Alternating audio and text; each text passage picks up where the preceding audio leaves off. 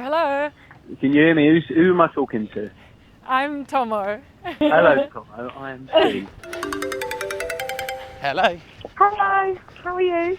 I'm just down Battersea Park doing just a few easy Ks. What does running do for you when you're out in terms of helping your brain?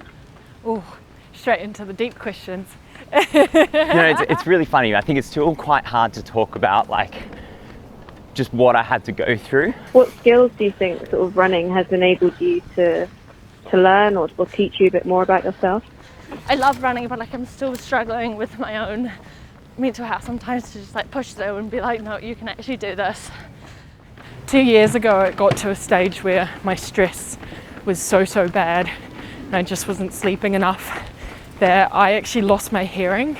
I was suicidal for probably the best part of 3 or 4 years. And I was at the point where I felt that everything was on top of me. I don't know if I'm going to get through this. I don't know if I can live a normal life. But I never turn around and go, lads, I'm really struggling to keep my wife happy. I'm struggling to keep the kids happy. We've got bills are getting bigger. I was really scared and I felt like the one thing that I loved in my life so much was going to be taken away from me. In September 2021, I lost my younger brother to suicide.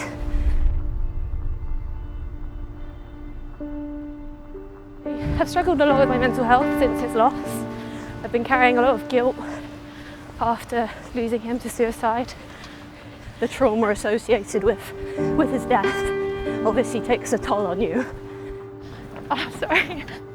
If someone was caring for my dad or looking out for him, I reckon he'd still be here. It sort of leaves you with a sense of responsibility to save others. Yeah.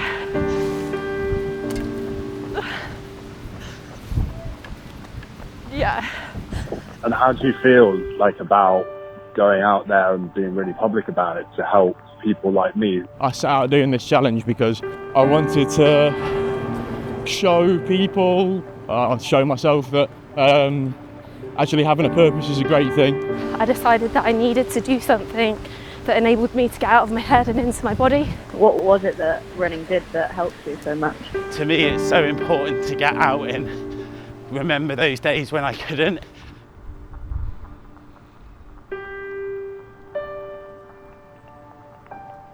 And I couldn't move and I realised that I didn't have my coping mechanism.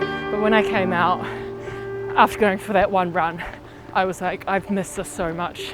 I know that this is gonna get me through the next few months of, I don't know, just toughness, just really shitty times.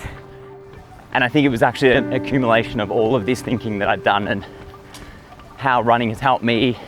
Running sort of became my medicine and has got me through some really dark times, and it made me understand perhaps why running was his sport and perhaps it gave him the same outlet. I just think the chain reaction of it can be stopped if you are able to find something that comforts you or helps you. Because for me it took a crisis moment and intervention to get the help. I'm one of the lucky ones, but not everybody gets lucky. I really actually found that when I had those things to train for, it made navigating the grief of losing him that little bit easier. And it gave you a bit of a release and a purpose. The one thing that I felt secure in myself, wow, Dad would be so proud. He'd be so proud if I did this run or this marathon. But I have something cooking. I think I might try and run 60 miles non-stop to talk about the 60 men that we lose to mental health every hour as well. So I think that could be my thing. Through those dark days, you need to hold on. I wouldn't get moments like I do today if I'd not held on, and I'd tell anyone to do exactly the same. It's time that we start amplifying the voices of men so that they feel empowered to Well done, my man. come forward and speak about what they're going through. Hi! Oh.